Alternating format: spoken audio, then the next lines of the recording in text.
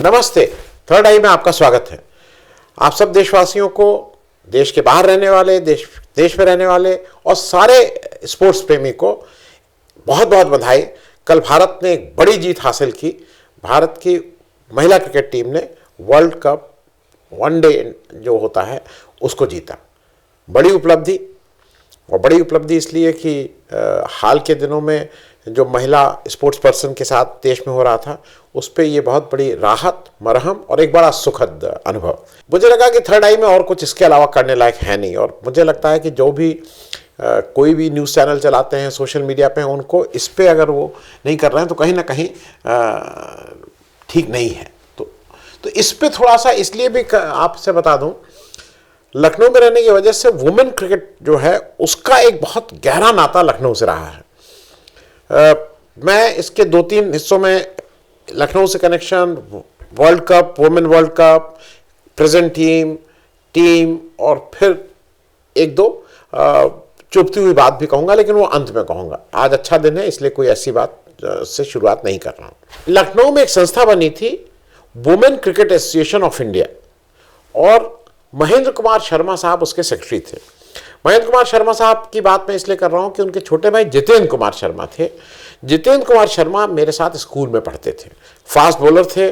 उसके बाद जितेंद्र अमेरिका चले गए, फिर वहाँ पढ़ाई किए, फिर लौट के लखनऊ विश्वविद्यालय में आ गए, फिर वो मैनेजमेंट के हेड ऑफ डिपार्टमेंट हो गए और अब रिटायर्ड हैं। महेंद्र कुमार शर्मा साहब ने बहुत दिनों तक इस अलग को जगाया। हिंदुस्तान में ये काम शुरू करने वाले महेंद्र कुमार शर्मा थे।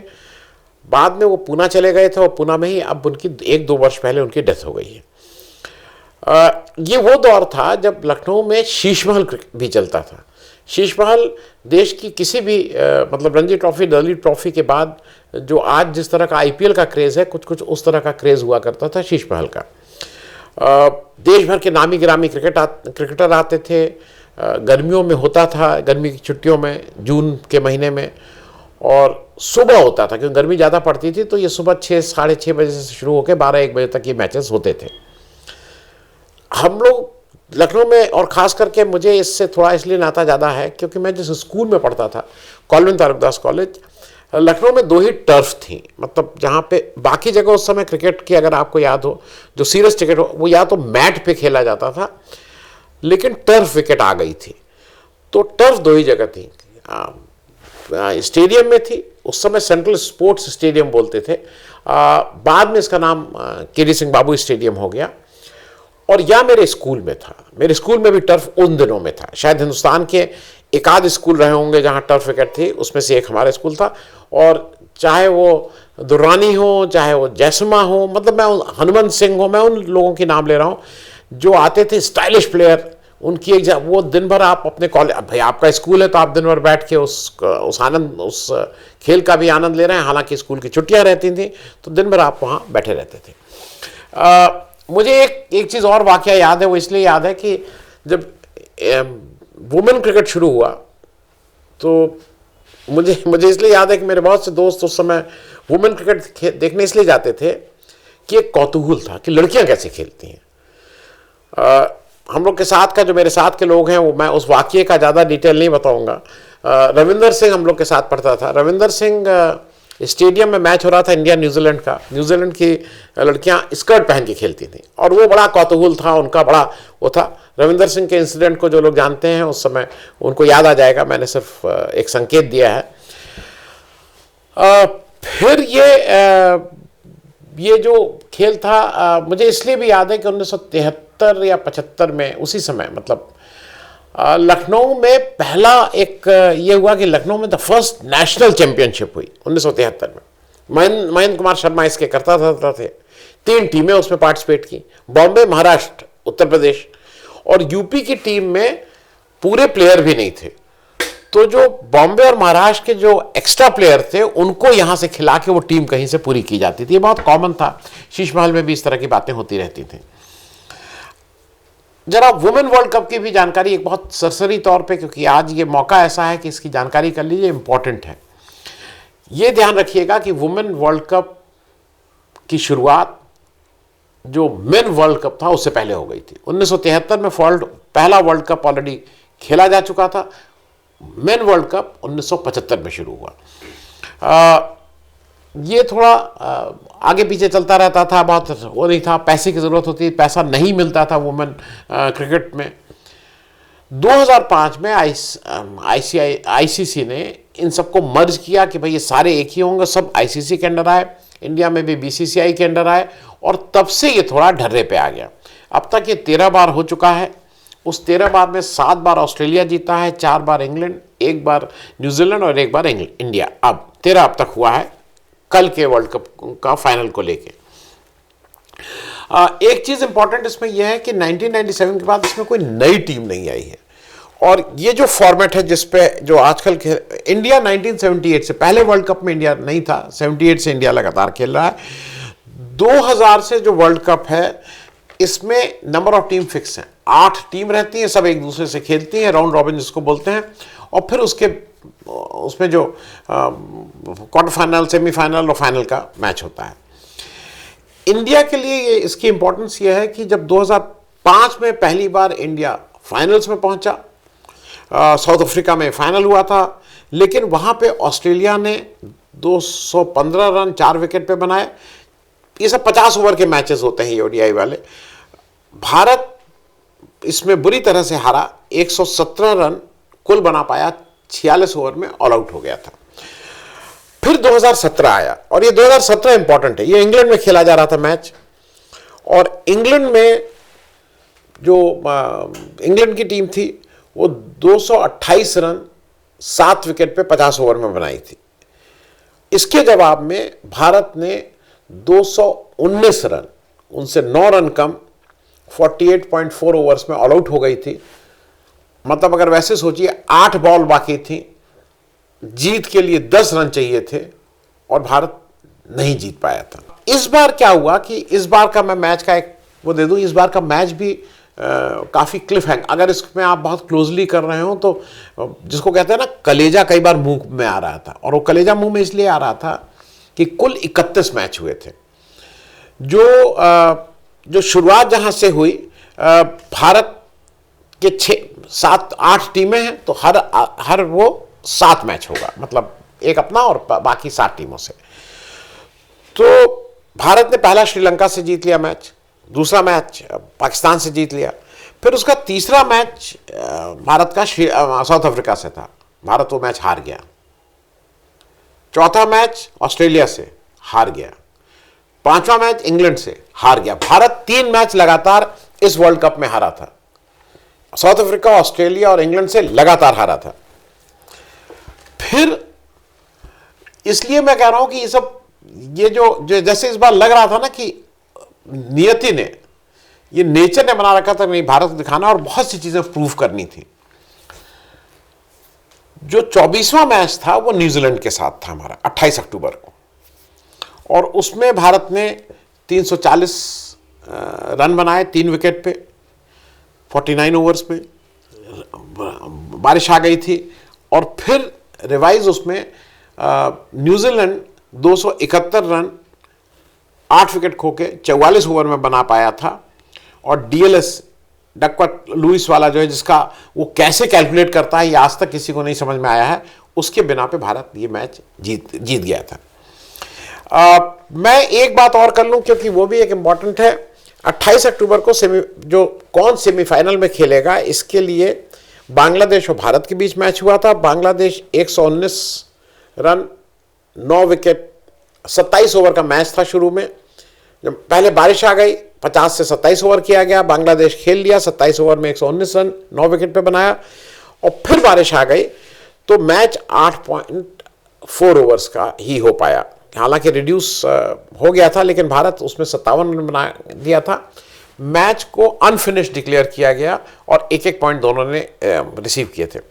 भारत बमुश्किल सेमीफाइनल में पहुंचा था, लेकिन सेमीफाइनल से भारत ने अपनी जो रफ्तार पकड़ी तो पीछे मुड़ के नहीं देखा। सेमीफाइनल 31 अक्टूबर को खेला गया, ऑस्ट्रेलिया ने 338 रन बनाए, बहुत ज़्यादा स्कोर होता है। 50 ओवर के मैच में 338 इज अ वेरी टॉल वो, और वो 49.5 ओवर्स में 1 बॉल रह गई थी, इसमें ऑस्ट्रेलिया ने बनाए थे। इंडिया ने इसके जवाब में 341 रन 5 विकेट पे 48.3 अभी 9 गेंदें रह गई थी और भारत ने इनको क्रॉस कर लिया था इस 338 की उसको। मैं उसमें किसकी क्या पोजीशन थी वो मैं बाद में आऊँगा। फाइनल की बात कर लें, कल फाइनल था, भारत इंडिया 298 फॉर 7 50 ओवर में, और बहुत कॉम्प्रहेंसिवली बिना किसी शको शुबा के साउथ अफ्रीका 246 रन पे ऑल आउट 45.3 ओवर्स। बीच में भी किसी भी स्टेज पे ये नहीं लग रहा था कि साउथ अफ्रीका जीतेगी। भारत बिल्कुल ठीक से दबाव बनाए हुए था और भारत ये बिल्कुल ठीक से जीता। जो ये 298 की जो इनिंग है भारत की, ये सेकेंड हाईएस्ट फाइनल का स्कोर है। इससे पहले 2022 में ऑस्ट्रेलिया ने 356 बनाए थे ये, लेकिन अब सेकेंड हाईएस्ट है। अब मैं जरा प्लेयर की इसलिए बात कर लूं क्योंकि बिना प्लेयर की बात किए उनके साथ बेमानी होगी। अद्भुत खेला, 15 क्या तो एक स्क्वाड था, लेकिन 16 लोग टोटल, एक को बाद में रिप्लेस किया गया तो उसकी भी बात करेंगे। अद्भुत खेला, इन लड़कियों ने जी जान लगा के खेला, देश के लिए खेला, मतलब they were enjoying this also and what a game they played. 4-5 ही नाम ले पा रहे हैं क्योंकि समय की सीमा है, नाम सबका लेना चाहिए, सबका कंट्रीब्यूशन था। As a team they played exceedingly well. लेकिन जो सबसे पहला नाम जहन में आता है, जिसको अगर मतलब फर्स्ट अमंग दी इक्वल की बात करेंगे तो वो कप्तान हरमनप्रीत कौर है, जिसको हैरी दी बोलते हैं उनके टीम के लोग। हरमनप्रीत कौर का जो अद्भुत प्रदर्शन रहा। मोगा पंजाब में जन्नी हुई, पिता भी sports person, very hard hitting batsman, शुरू से छक्के लगाने में माहिर। और ये एक और इनकी चीज़ बता दें, ये शुरू से बहुत ट्रेंड क्रिकेटर, वेरी इंटेंस, और the first Indian cricketer main women मिला के जिसने ऑस्ट्रेलिया में होने वाली बिग बैश लीग जो है BBL लीग को 2016 में साइन किया था। काउंटी खेलती हैं, ये सब जगह है। लेकिन जो इनका सबसे बड़ा कंट्रीब्यूशन है जो याद रखने लायक है, वो 2017 में जो इनकी सेमीफाइनल में इनकी इंग्लैंड के अगेंस्ट, ऑस्ट्रेलिया में के अगेंस्ट इंग्लैंड में मैच हो रहा था। ऑस्ट्रेलिया को जब इंडिया ने हराया था तो इनकी जो धुआंधार बल्लेबाजी थी, इन्होंने 115 गेंदों पे 171 रन बनाए थे, 171 रन्स इन 115 बॉल्स, और उसमें कुछ 20 चौके और 7 छक्के थे। और याद बिल्कुल ताज़ा कर दी थी, एक तरह से रेप्लिकेट कर रही थी कपिल देव की 1983 के जो 175 रन की इनिंग्स को। शी रेप्लिकेटेड मोर और less that. It was a ट्रेमेंडस inning. Through out team को ठीक से लीड किया, सीनियर की तरह, एंकर की तरह, इसमें कहीं कोई दो राय नहीं। लीड फ्रॉम जिसको कहते हैं she led from the front. दूसरा नाम इसलिए लेना जरूरी है कि player of the tournament Deepti Sharma, इसलिए नहीं कि वो, लेकिन यूपी से हैं तो भाई थोड़ा हम लोगों को भी लगता है, आगरा की बेटी, 200 प्लेयर ऑफ द टूर्नामेंट बनाई गई है। पूरे टूर्नामेंट में 215 run, 22 wicket, excellent allrounder, left hand batsman हैं, राइट हैंड बॉलर हैं। और एक का नाम, 2 नाम और लेने जरूरी हैं। एक शेफाली वर्मा जो रोहतक हरियाणा की हैं, वुमेन ऑफ द मैच हैं। इन्होंने 87 रन बनाए 78 बॉल्स में और 2 विकेट लिए 36 रन पे 7 ओवर्स में। ये एक शेफाली वर्मा का इसलिए कर रहे हैं कि देखिए, ये मैं बार बार कह रहा हूं कि ऊपर वाला, और नॉट नेसेसरली जैसे वो भगवान हो, वो ईश्वर हो, अल्लाह हो, क्राइस्ट हो, जो भी, कहीं ना कहीं नियति है। शेफाली वर्मा जो ओरिजिनल 15 थी उसमें नहीं थी।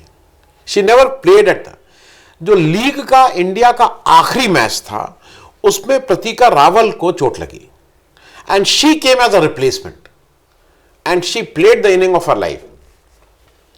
तो इसलिए शेफाली वर्मा का ये जो प्रयास है, मौका मिला एंड शी परफॉर्म। और लास्ट नाम मैं इसलिए रखा था, मेरे हिसाब से the cherry on the cake, जिसको बहुत सी वजहों से मैं याद रखना चाहूंगा, देश याद रखना चाहेगा, उसका नाम है जमीमा रॉड्रिक्स।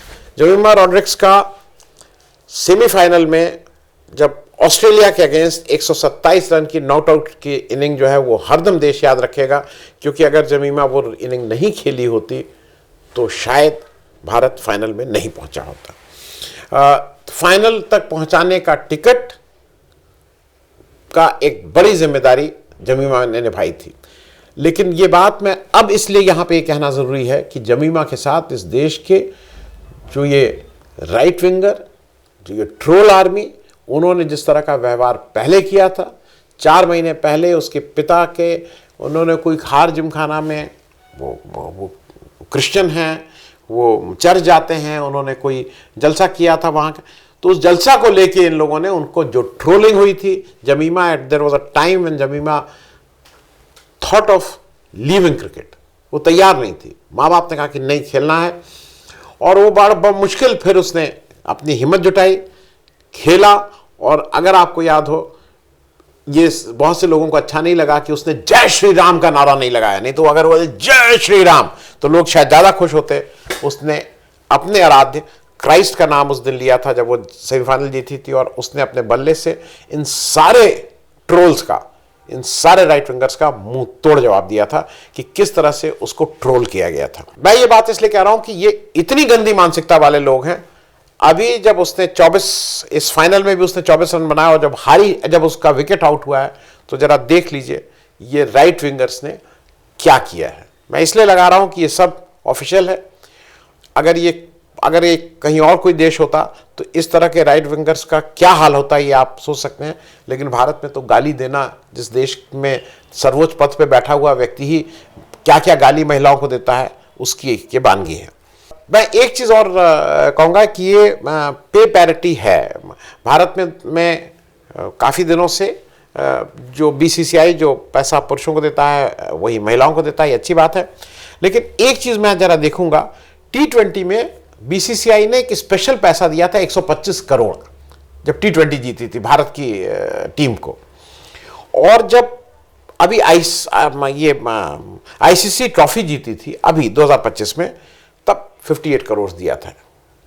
मैं जरा देखना चाहूँगा कि भारत के बीसीसीआई इस समय 125 करोड़ देते हैं कि 250 करोड़ देते हैं, क्योंकि ये बड़ा अचीवमेंट है। ये किसी भी T20, जैसे मैं देख रहा हूँ, T20 की अभी की ट्रॉफी आईसीसी की ट्रॉफी से बड़ी ट्रॉफी है मेरे लिए। और देखना है ये कि बीसीसीआई इसमें कितना पैसा देता है। लास्ट में मैं ये बात इसलिए मैंने लास्ट में रखी थी, कहना ज़रूरी है, दर्ज करना ज़रूरी है कि दिल को बड़ा करिए। देश की बच्चियां हैं, नाज है पूरे देश को। मैं सिर्फ 2 लोगों का ट्वीट यहाँ पे आपके सामने नीचे रख दे रहा हूँ। आप ट्वीट के टेम्परामेंट से देख लीजिए कि किसको ज़बरदस्ती ट्वीट किसी से दिलवाया जा रहा है ऑफिशियली, और कौन मन से दे रहा है, ये आप निर्णय करिए। प्राइम मिनिस्टर मोदी, उनका ट्वीट देख लीजिए, और leader of opposition Rahul Gandhi का ट्वीट देख लीजिए, निर्णय आप करिए। एक बार फिर से देश को गर्व है आप सब पे, और इट इज़ अ ट्रेमेंडस, वो देश बहुत दिनों तक याद रखेगा। 83 के भरोसे आज तक हम लोग क्रिकेट देखते आए और खेलते आ रहे हैं। उसी तरह से शायद 2025 की ये जो जीत है, ये भारत के, खास करके भारत के स्पोर्ट्स के लिए एक बड़ा माइलस्टोन साबित होगी। थैंक यू सो मच, धन्यवाद।